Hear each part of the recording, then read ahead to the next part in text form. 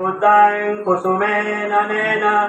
उयेन methane नभामि मोखं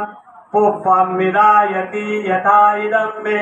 कायो तथा याति विनाशभावं घनसारपदीतेन दीपेन तमदंसिना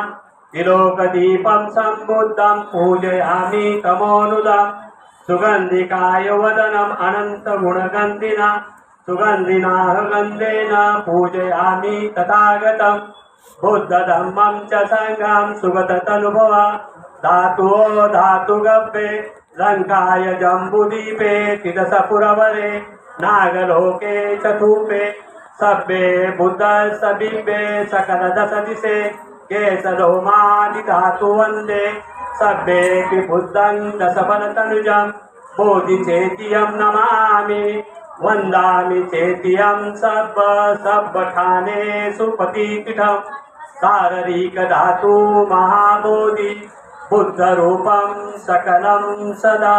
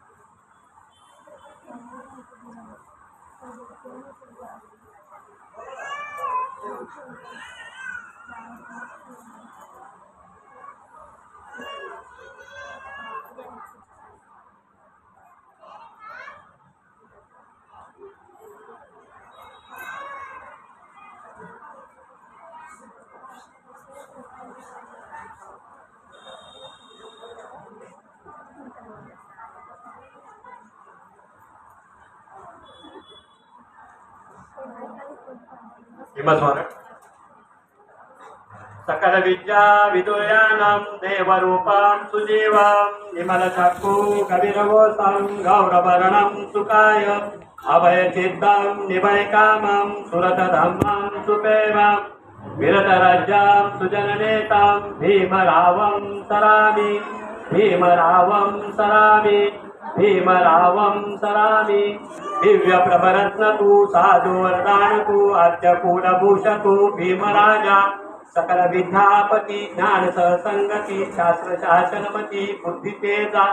पंकजा नरवरा रक्त स्वजन उद्धरा भगवंता मसाखरा भक्त काजा सौदार संघरी शस्त्रधरितांकरी कांपरा हरी उरी रौद्र रूपा मुक्तिपथ पूर्णता जीर्ण स्मृती जाळीता उदाळल्या अगतिका मार्ग साधा राष्ट्रघटनाकृती शोभते भारती महामानव बोलती सार्थ संज्ञा शरण बुद्धास शरण धम्मास शरण संघास मी भीमराजा भीमराजा भीमराजा।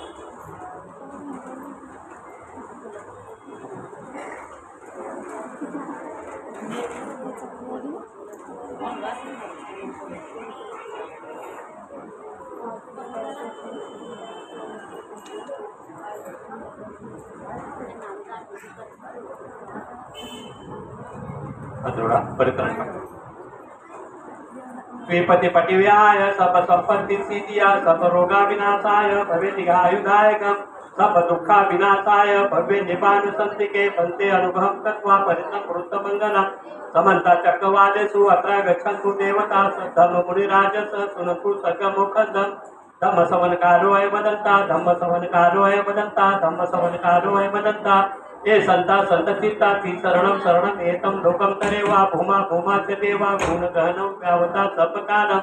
ये ते आयुधं देवा कनकनमेय मेरु राजे वसन्तु संतो संतो सहतु मुनिवरं सोतु मगस्मग सभेषु चक्रवालेषु यक्का देवाच ब्रह्मणो याम्येहि कर्तं पुयं सप संपत्ति साधकं सभ्यतमनुमोदित्वा समग्र शासनतापमात्रहिता होस्तु आरकासु विशेषतो शासन सच्च लोकच्च रुटी भवतु संपदा शासन पिच्च लोकच्च देवा रखंतु संपदा सदी सुखी होतु सभे परिवारे यत्तनो आणि त्या सुखना होतु सभे यातिनी